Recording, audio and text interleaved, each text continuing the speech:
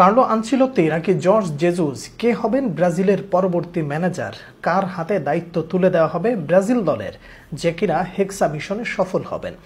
এই মুহূর্তে সবথেকে বড় টেনশনের কারণ কিংবা সবথেকে বড় টেনশনের নাম হচ্ছে কে হবেন ব্রাজিলের কোচ।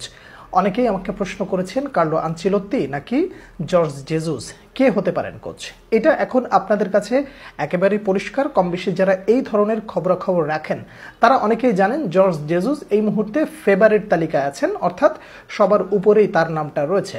ব্রাজিলিয়ান কর্তৃপক্ষ তথা সিবিএফ এই মুহূর্তে চিন্তা করছে জর্জ জেজুসের কথা। ঠিক এরপরেই আরও কিছু প্রশ্ন আপনারা আমাকে করেছেন, তা হলো জর্জ জেজুস কেমন হবে ব্রাজিলের জন্য। এই প্রশ্নগুলোকে আসলে যদি এক করে ছোট ছোট করে উত্তর দেই তাহলে আশা করি আমি আমার দিক থেকে যে মতামত আছে সেই মতামতটা আপনাকে জানাতে পারবো। পাশাপাশি পুরো বিষয়টা বোঝার পরে ডিসাইড আপনি করতে পারেন যে আসলে কোনটা হলে ভালো হয়। অবশ্যই আমি আপনি চিন্তার বাইরে আর কিছুই করতে পারি না। তাহলে চলেন আর কথা না বাড়িয়ে শুরু করি কে হতে পারেন কোচ কিংবা কে হলে ভালো হয় সে বিষয়ে বিস্তারিত। দেখুন, কোচ হিসেবে আপনি জর্জ জেজুসকে একেবারে বাতিলের খাতায় ফেলে দিতে পারবেন না। তিনি কোচ হিসেবে ফ্লেমেঙ্গোতে দায়িত্ব পালন করেছেন, বেনফিকাতে দায়িত্ব পালন করেছেন, ফেনারবাচেতেও করেছেন, আল হেলালে করেছেন। তো এই যে ক্লাবগুলোতে উনি দায়িত্ব পালন করেছেন, এই ক্লাবগুলোতে দায়িত্ব পালনরত অবস্থায় তিনি যে একেবারে অসফল ছিলেন এই প্রশ্নটা আসলে আপনি কখনোই করতে পারবেন না, কিংবা এমন কথা আপনি কখনো বলতে পারবেন না। যদি বলেন তাহলে সেটা খুব হাস্যকর শোনাবে। ব্যক্তি হিসেবে তিনি যথেষ্ট পোটেনশিয়াল একজন মানুষ এবং তিনি তার শিষ্যদেরকে সবসময় প্রেসিং ফুটবলটা খেলাতে বাধ্য করেন, কিংবা তার স্টাইলটাই হচ্ছে এরকম। পজিশনালগত দিক দিয়ে তিনি যে একেবারে উইক এমন প্রশ্ন করারও সুযোগ নাই। এখন কথা হলো যে তিনি আসলে ব্রাজিল দলটাকে আসলে নিয়ন্ত্রণ করতে পারবেন কিনা। তো যদি আপনি জর্জ জেজুসকে অপছন্দ করে থাকেন সেটাও আপনার ব্যক্তিগত অভিরুচি, যদি পছন্দ করে থাকেন তাহলে সেটাও আপনার ব্যক্তিগত ব্যাপার। তবে আপনাকে মনে রাখতে হবে দলটা যখন ব্রাজিল এবং আপনি যেহেতু ব্রাজিলের একজন সমর্থক, আপনাকে দেখতে হবে যে জর্জ জেজুস আসলে ব্রাজিল দলটাকে আসলে কিভাবে মেলে ধরাতে পারেন, তাই তো? এখন এই জায়গায় সবার আগে আপনাকে চিন্তা করতে হবে জর্জ জেজুস আসলে যেই ক্যারেক্টারের লোক বা তিনি আসলে যেই ধরনের ফুটবলটা খেলান, এই ধরনের খেলাটা যদি ব্রাজিলে এসে অ্যাপ্লাই করতে পারেন এবং সেটা যদি তিনি কার্যকরভাবে ফুটায় তুলতে পারেন, তাহলে আপনি দেখবেন যে ব্রাজিল অনেকটাই সফল হইতে পারে। কেন আমি আপনাকে একটু বুঝায় বলি। এই মুহূর্তে ব্রাজিল জাতীয় দলে যারা খেলছে তারা তো সবাই কম বেশি অধিকাংশই ইউরোপে খেলছে। তো ইউরোপের ফুটবলের ভাষাটা হলো অনেকটাই প্রেসিং ফুটবল। তো প্রেসিং ফুটবল যেহেতু তার পছন্দ এবং ব্রাজিলের প্লেয়াররা ইউরোপে প্রেসিং ফুটবলের সাথে অনেকটাই মানানসই, তাহলে বলা যায় জর্জ জেজুস তার এই কৌশল ব্রাজিল দলে অ্যাপ্লাই করলে তিনি সহজেই সফল হতে পারবেন।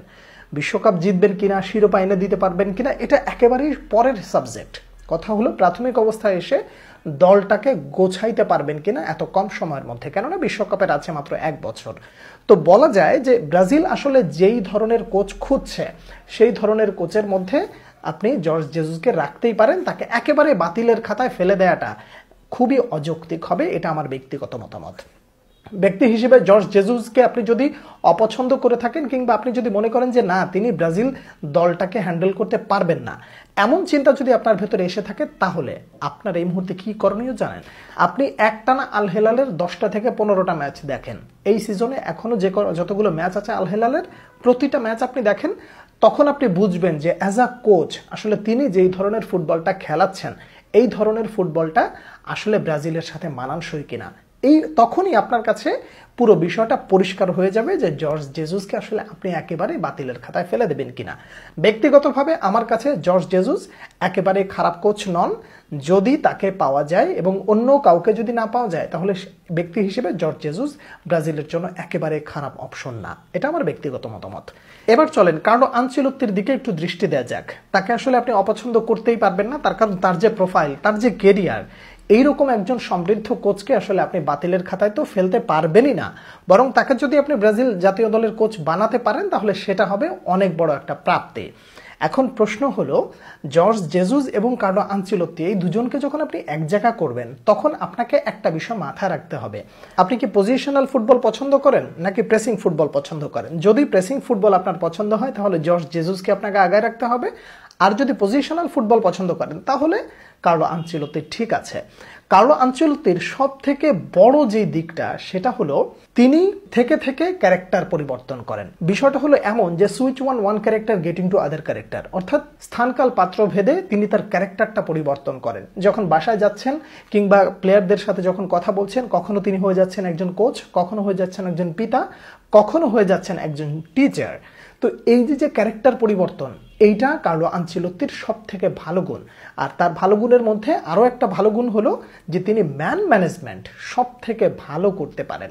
কেন পারবেন না বলেন? এসি মিলানে যখন ছিল সেই সময় তিনি যেই ধরনের প্লেয়ারদের, হাই প্রোফাইল প্লেয়ারদেরকে ম্যানেজ করেছেন, রিয়াল মাদ্রিদে করেছেন, বায়ার্ন মিউনিখে করেছেন। তো এই ধরনের বড় বড় ক্লাবে যখন তিনি যোগ্যতার সাথে এবং দায়িত্বটা যথাযথভাবে পালন করে এসছেন, তাহলে ম্যান ম্যানেজমেন্টের দিক থেকে তিনি যে ব্রাজিলে আসলে একবারে সফল হবেন না এই প্রশ্ন তোলার একেবারেই সুযোগ নাই। কথা হলো কার্লো আনচেলত্তিকে প্রথমে একবার আনতে চেয়ে ব্রাজিল কিন্তু মোটামুটি একটা ছ্যাঁকা খেয়েছে। এই তারিখ যদি ছ্যাঁকাটা খেয়ে যায় তাহলে অপশনটা কি হবে বা কি হতে পারে, এই দিকগুলো বিবেচনা করে সিবিএফ শুধুমাত্র কার্লো আনচেলত্তির দিকে দৃষ্টি না রেখে জর্জ জেজুসের দিকেও ভালোভাবে যোগাযোগ মেনটেন করতেছে। এখন বিষয়টা হলো আপনাকে একটু ধৈর্য ধরতে হবে যে আসলে শেষ পর্যন্ত সিদ্ধান্তটা কি হয়। এবার একটা সিক্রেট কথা বলি, বিষয়টা ভালো করে মাথায় গেঁথে রাখেন এবং মনে রাখবেন, এই বিষয়টা পরবর্তীতে আপনাকে অনেক দুশ্চিন্তা থেকে মুক্তি দিতে পারে। তাহলে ব্রাজিল যেই কোচগুলোকে নিয়োগ দেবে, সর্বপ্রথম কার নামটা উঠেছিল? Carlo Ancelotti. তারপরে কার নামটা আসলো? George Jesus. তারপরে কার নামটা যুক্ত হলো? পেপ গার্দিওলার। সর্বশেষ নামটা যুক্ত হলো হোসে মরিনহোর।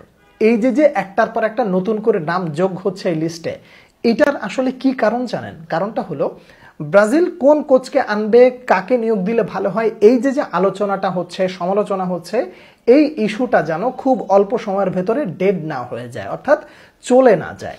ব্রাজিল কর্তৃপক্ষ কিংবা মিডিয়া এই পুরো বিষয়টাকে জাগ্রত রাখার জন্য নতুন নতুন করে একটা নাম যুক্ত করতেছে, যাতে করে এই বিষয়টা সব থেকে বেশি আলোচনায় থাকে।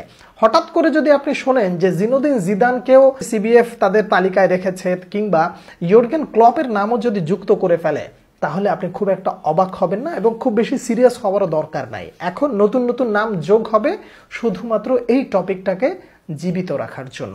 এই পুরো বিষয়ের উপরে আমার যে মতামত ছিল সেটা আমি আপনার সামনে তুলে ধরার চেষ্টা করেছি। এবার আপনি চিন্তা করেন জর্জ জেসুসকে আসলে আপনি পছন্দ করবেন নাকি কার্লো আনচেলত্তিকে পছন্দ করবেন।